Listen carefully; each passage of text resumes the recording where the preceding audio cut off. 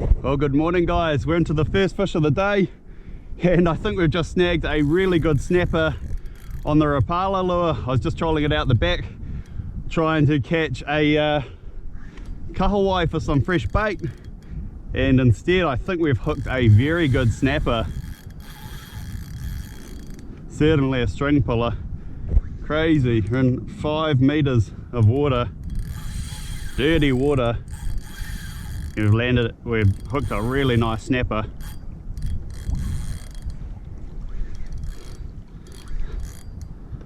Super light gear, tiny little Rapala, tiny little hook, so I'm running pretty light drag. And yeah, this snapper's towed me around a bit already. This is epic.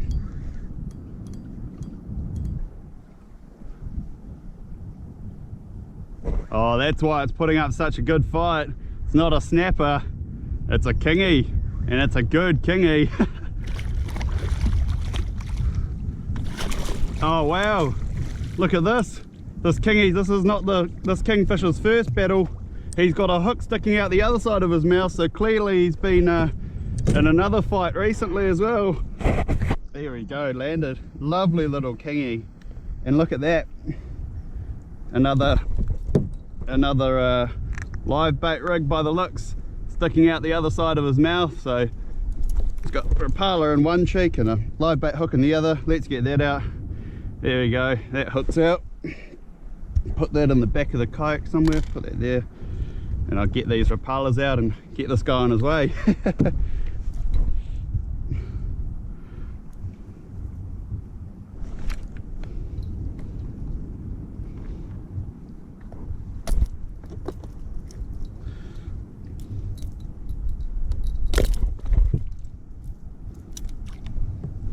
There we go, there's both hooks out, and what a marvellous little fish to start the day.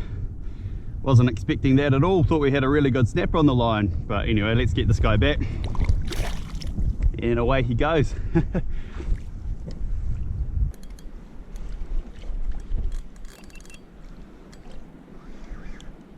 Okay, not long after I put that kingfish back, kept trolling the little Rapala and hooked into a beautiful sized kahawai here,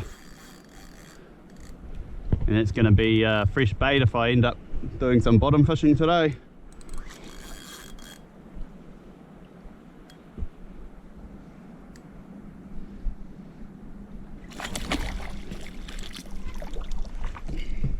There we go, bait landed. Okay, so good morning guys.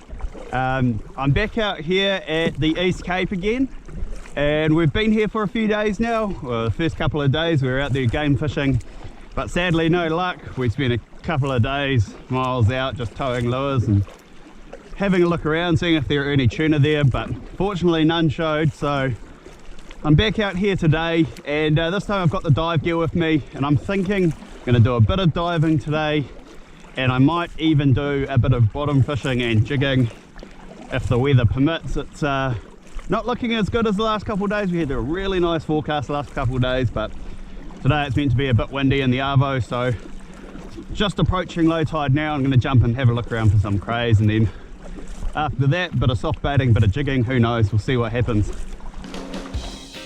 Yeah, so what I've actually ended up doing is chucking together some diving and fishing footage from a few different days. And on this day, straight off the bat, we're into some beautiful koura.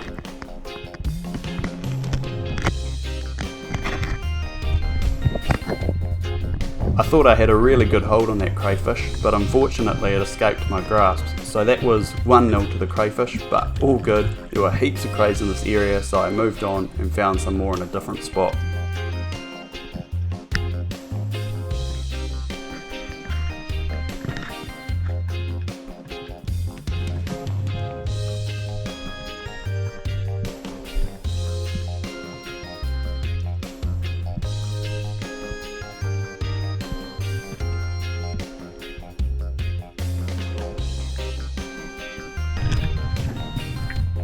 You could see with that cray I took it really slowly, and when it felt like it had sensed me and its feelers were feeling around for me, I just paused and then once it moved its feelers, got straight back in there, and yeah, managed to get a good hold on this one and rip it out of the hole.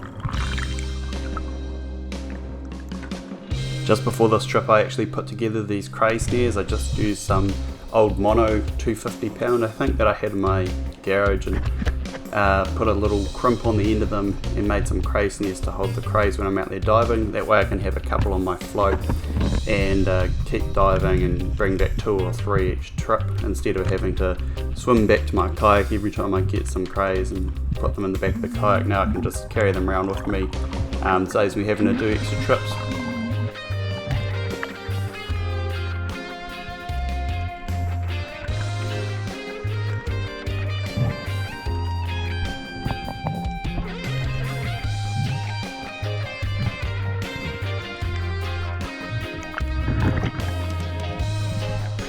Now this was an interesting cray. So this crack here was really close to where I'd actually parked up my kayak, and this was one of the bigger crays I saw that day. I slowly crept in towards it and had a crack.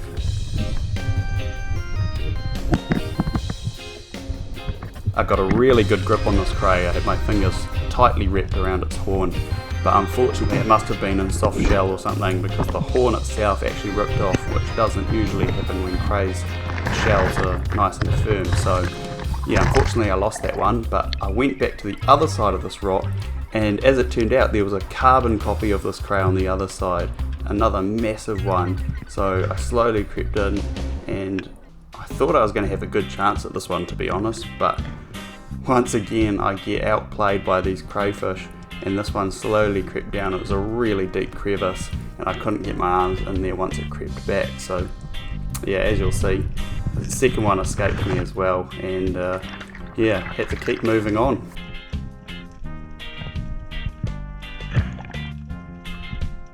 After moving spots, I found some pack horse crayfish. Now at first I was eyeing up this one here, which looked like it could have been legal, but as I got closer I saw a much bigger one just around the corner from it. So instead changed my target and decided to go for this bigger one instead. And it was pretty out in the open, so I thought I would have a good chance, and yeah, you'll see how this one turns out.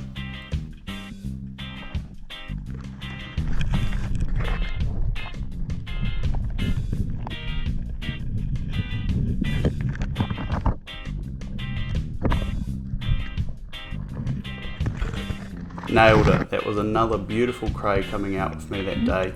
Really nice pack horse crayfish. There were a few of them around that day, and interestingly a lot of them were really dark coloured shells, so quite black actually. Anyway, I moved on, and there were these big schools of kahawai circling around me, and I thought there must be a kingfish somewhere in with them. However, I didn't see any, so carried on with the crayfish hunt, and here I found a massive nest of a mixture of packies, mostly packies, and this nice red on the left here. So I lined up the red, and I thought if I can have a go at that one, I'll probably try and take that one. And so yeah, lined it up, got it nice and close, and slowly approached. I wasn't sure if I was going to be able to get this one, but yeah, had a crack and got a nice grab on it. I thought it would probably escape back into that deep crack behind it, but nah, it was quick enough to get my hands on its horns and rip that one out. I went back down and had a look at that same crack afterwards, and as you can see, all the packies have scuttled back in, except I noticed this one here, and it's really hard to see, and I thought it was actually just a molt of crayfish, but as it turned out, one of the bigger ones had just sort of tucked itself right down the bottom of that crack, and out came another beautiful pack horse crayfish. So I was stoked as. All of the crays that day were nice firm shelled, so despite the number of molts that I saw around that spot that day, I thought there must have been some soft shell ones. So yeah, other than that one that the horn ripped off of, all the other ones were really firm shelled, so that was quite nice. Moving again further out towards the deeper sections of water, the visibility became really clear, and I found this school of big blue maumau. I don't know if you guys have tried blue maumau before, but man, I gotta say it's really underrated, especially smoked. It has a beautiful flavour to it, so if you ever get the chance, I'd highly recommend bringing one of these guys back and smoking it up, and let me know if you've tried it, and if not, definitely give it a go and let me know what you think. As well as the blue mau mau, there are actually a few butterfish hanging around here too, so lined this one up and took it. It actually was quite golden in colour, and I've seen this before. I can't remember if it's the males or the females. I feel like it's the females that are golden and the males are a darker colour. So yeah, that was quite an interesting coloured butterfish, but yeah, really nice one which I took home and we had for tea that night. So always love taking those back. They're beautiful eating, really recommend those, as well as the blue mau mau. And just before we wrap things up this day, I found another koura that was just tucked away nicely between two rocks.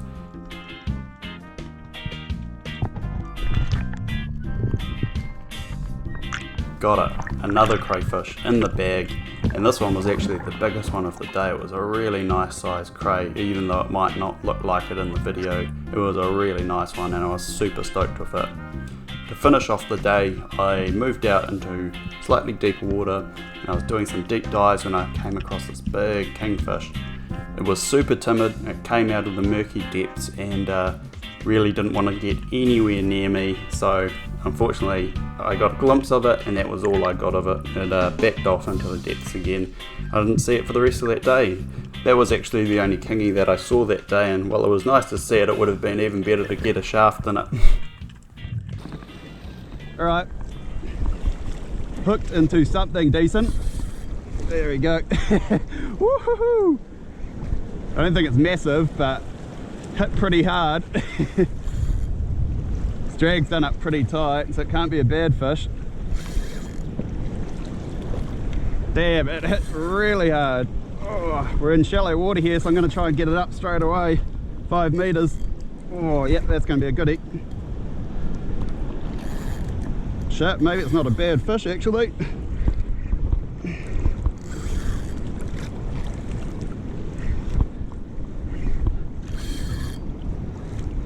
I reckon this might be a goodie. Damn, that hit hard. You can see it. Please don't be a kingy. I feel like it's a snapper, but you never know. What are ya? It looks like a snapper. Come on. Come on. Oh yes. Good snapper. Good snapper. Woo-hoo-hoo-hoo. Yeah boy. Soft baiting the shallows. Never fails. That's a mean snapper. Yes. Yes. Yes. Epic. Now it's got to play it safe. Come on, come on. He's still pretty green.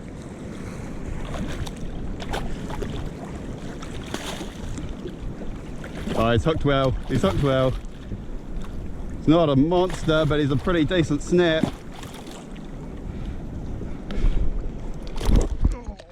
Oh, come on. Yes. Oh, got him.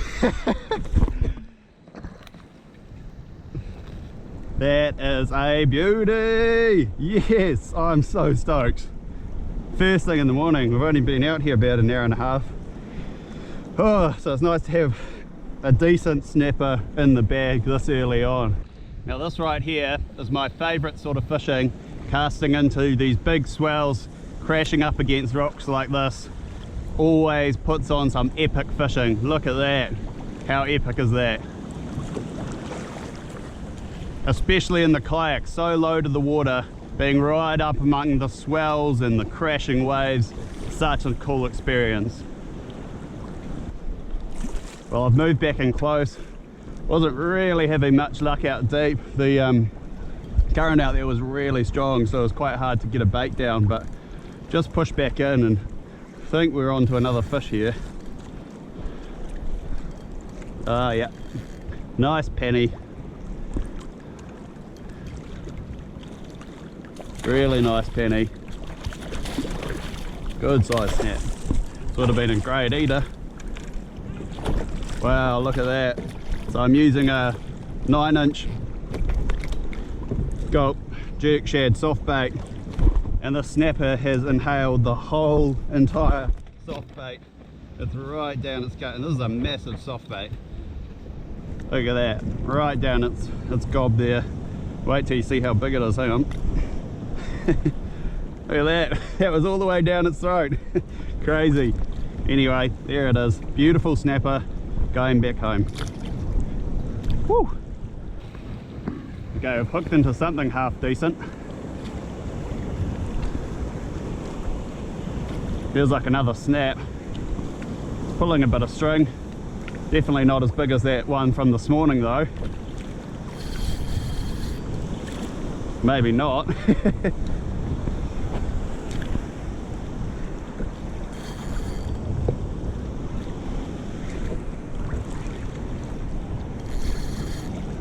Yeah, there's definitely a bit of weight to it, but I don't think it's going to be as big as this morning's one.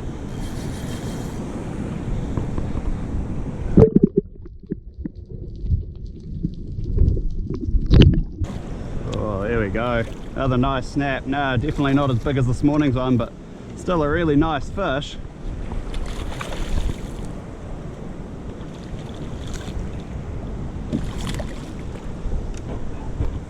There we go.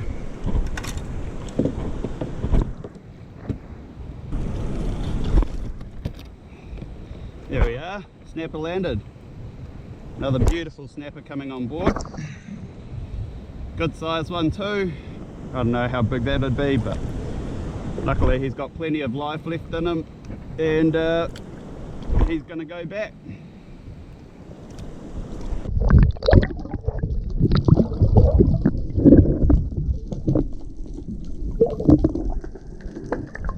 There we go, stoked to release another one of those big snapper. Woo. Now this isn't something you see every day. I was just paddling back and I passed by something floating on the surface, and look what it is, a John Dory. Looks like it's actually still alive. Its gills are moving. Wonder if I can grab it. Got it. Oh no, that's not alive. That's pretty dead. I've never seen that before though. John Dory just floating by on the surface. Maybe it, I don't know, it is alive. I can see its gills moving. I don't know what's going on with it though. I don't know if I should keep it or put it back. It's obviously alive, but could be sick or something.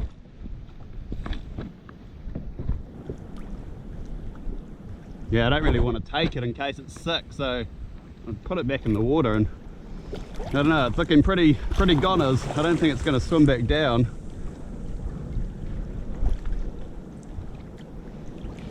Well, let nature take its course, eh? Well, I didn't catch it on tape, but managed to hook into little one of these guys. Little kingfish. There's a few of them down there. Saw a few bigger ones chasing this one up, so might have a little crack and see if we can get one of these kingies on board. Alrighty, we're into what feels like another good snapper. Really slow head nods. And it's taking me for a bit of a tow.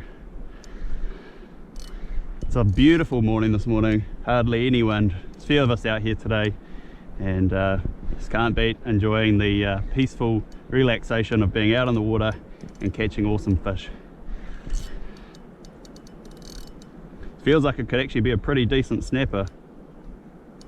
Very slow head nods.